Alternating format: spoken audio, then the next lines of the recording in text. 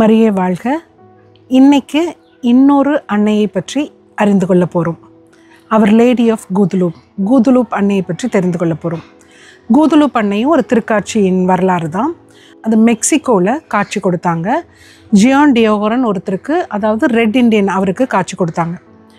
என்னன்னா, இன்று வரைக்கும் உயிரோடு இருக்கும் லைவ் அப்பேரிஷனில் ஒன்று அந்த தில்மான்னு சொல்லுவாங்க. அது இன்றும் இருக்குது. அன்னையுடைய திருக்காட்சியின் சாட்சியாக இன்றும் இருக்குது.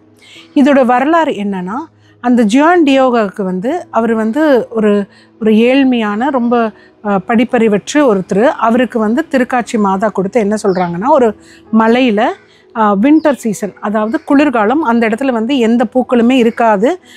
அந்த சமயத்தில் காட்சி கொடுத்து என்ன சொல்கிறாங்கன்னா, எனக்கு ஒரு சிற்றாலயம் கட்ட போய் நீங்கள் உங்களுடைய ஆயர்கிட்ட, பிஷப் கிட்ட சொல்லுங்கன்னு சொல்கிறாங்க.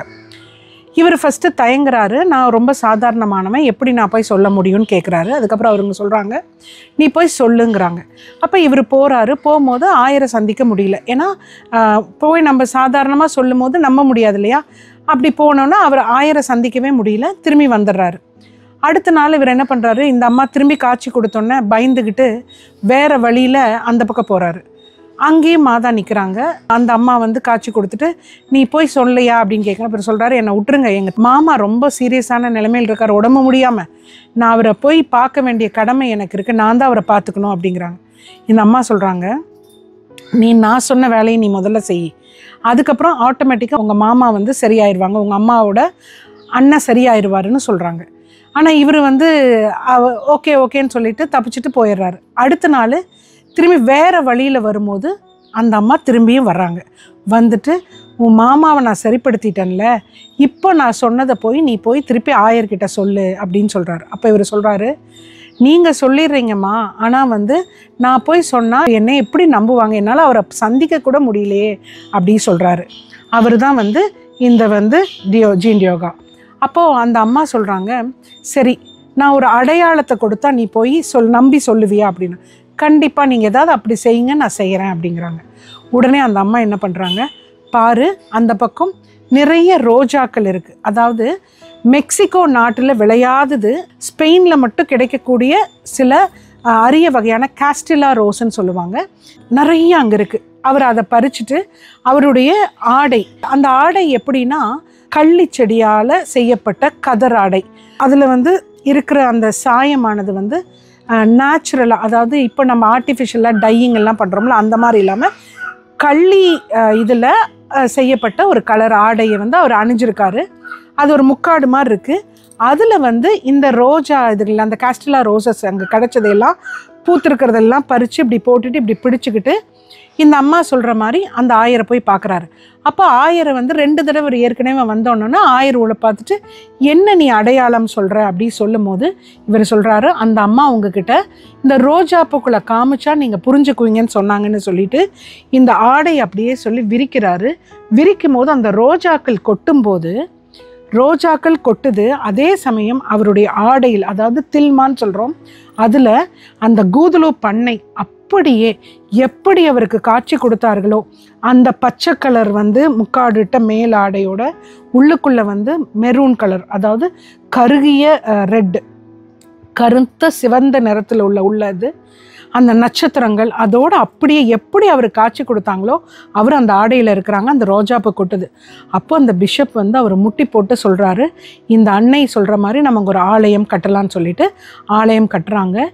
இன்றும்னா அதுக்கப்புறம் கொஞ்சம் நூற்றாண்டுகளுக்கு அப்புறம் பல வகையான இதனால் குண்டு வெடிப்பு, ஒரு ஆசிட் கொட்டி கூட இந்த ஆடை அழியல. 800 வருஷங்களுக்கு மேலாயும் அது இயற்கையினால் ஆனது. 50-60 ஆண்டுகள் இருந்தால் பெருசு அந்த கதர் ஆடை. ஆனால் இப்போ வரைக்கும் அழியாமல் அந்த ஆடை இருக்குது. அந்த அம்மா காட்சி கொடுத்த அந்த டில்மால் என்னன்னா, பச்சை நிறை அவங்க போட்டிருந்தது அவங்க கன்னி மரியாள், அவர்கள் கன்னின்னு வலியுறுத்துறது அந்த பச்சை நிறம். நட்சத்திரங்கள் தாவீது குலம், அதாவது அவங்களுடைய குலத்தை சொல்லுவோம் இல்லையா, அதை குறிக்கிறது தான் தாவீது குலம், அந்த இஸ்ரேல்ஸோடைய ட்ரேட் அது. அதுக்கப்புறம் பார்த்திங்கன்னா இந்த ரெட்டு இது குறிக்கிறது என்னென்னா, கன்னியான ஒருவர் தாய்மை அடைந்திருக்கும் நிறம் தான் அந்த கருஞ்சிவப்பு நிறம். அதில் பார்த்திங்கன்னா வயிறு கொஞ்சம் மேடிட்டுருக்கு. அப்புறம் ஒரு தடவை வந்து ஆராய்ச்சி பண்ணும்போது தெரியுது, அந்த அம்மாவுடைய வயிற்றில் வந்து நிறை மாத கர்ப்பிணியாக காட்சியளிக்கின்றார்கள். உயிர் துடிப்பு இருக்குது, அதாவது அவங்க கர்ப்பிணியாக இருக்கிறார்கள். அதே மாதிரி அந்த கண்ணில் பார்த்திங்கன்னா, அந்த அம்மாவோட கண்ணில் இன்றும் ஒன்று வந்து எப்படி அவருக்கு காட்சி கொடுத்தாங்களோ அதுவும், இன்னொரு கண்ணில் பிஷப்புக்கு அப்படி பூ கொட்டும் போது இருக்கிற காட்சியும் இன்றும் இன்றைக்கும் நம்ம மெக்சிகோ போனோம்னா அந்த அம்மாவுடைய அந்த திருக்காட்சியின் இடத்துல இதில் பார்க்கலாம். நிறைய அற்புதங்களையும் அதிசயங்களையும் செஞ்சிட்ருக்காங்க இந்த கூதுலூப் அன்னை. அவர்களுக்கான ஜெபமாலை தான் இது. அதாவது ஒவ்வொன்றுக்குமே ஒவ்வொரு இது. இந்த ஜெபமாலை எதற்கு ரொம்ப வந்து ஸ்பெஷல்னு சொன்னால், கர்ப்பிணிகளுக்கு, அதாவது இவங்களுடைய ஃபீஸ்ட் வந்து டிசம்பர் 12, ரொம்ப ரொம்ப ரொம்ப விசேஷமான அன்னை. குழந்தை பேர் இல்லாதவங்களுக்காகவும், குழந்தைகளுக்காகவும், இல்லை கர்ப்பத்தில் வந்து ஏதாவது பிரச்சனைகள் இருந்தால் அதுக்காகவும் இந்த ஜெபமாலை ஜெபிக்கப்படுகிறது. அதனால் இந்த ஜெபமாலையில் நிறைய அற்புதங்களையும் நிறைய சாட்சியபூர்வமான அடையாளங்களையும் இந்த தில்மாலை கொண்டு இருக்கு. அதை பற்றி தான் இன்றைக்கி பார்க்குறோம். இவங்க அதாவது குழந்தை கையில் இருக்கிற அந்த அவங்களுடைய அந்த வயிற்றில் இருக்கிற குழந்தைக்கான இதுதான் அந்த கூதுலூப் அம்மாவுடைய ஜெபமாலை. அவங்களுடைய தில்மாலை எப்படி பறிஞ்சதோ அது, அந்த கண்களில் என்ன தெரிஞ்சதோ அதெல்லாம் வரலாறு தான் இங்கே நம்ம பார்க்குறோம். இந்த ஜெபமாலையின் வழியாக குழந்தைகள்னால குழந்தை இருந்தும் நம்மளுக்கு அந்த குழந்தைகளுக்கு ஏதாவது நோய் இருந்தோ ஏதாவது பிரச்சனைகள் இருந்தோ அந்த அவர்கள் வந்து அவர்களுடைய குழந்தைகளை வந்து இந்த கூதுலூப் அம்மா கிட்ட ஒப்படைக்கலாம். நம்ம குழந்தை செல்வத்துக்காகவும் இந்த கூதுலூப் அன்னை கிட்ட ஒப்படைக்கலாம். அதுபோல் இந்த கூதுலூப் அம்மாட்ட நம்ம வந்து அவங்க சொன்னதை மட்டும் செஞ்சால் போதும், அற்புதங்களையும் அதிசயங்களையும் செய்ய வல்லவங்க. ஏன்னா இன்றைக்கும் அவங்களுடைய லைவ் அப்பேரிஷன் உயிரோடு அந்த தில்மா காட்சி எழுதியிருக்கு. புனித கூதுலூப் அன்னையே எங்களுக்காக வேண்டிக் கொள்ளும். புனித கூதுலூப் அன்னையே உம்மை அண்டி வருவோருக்கு நீர் அனுகூலமும் சகாயமும் செய்தருளும். புனித கூதுலூப் அன்னையே எங்களுக்காக பரிந்து பேசும். Our lady of Guadalupe, please intercede for us. மரியே வாழ்க.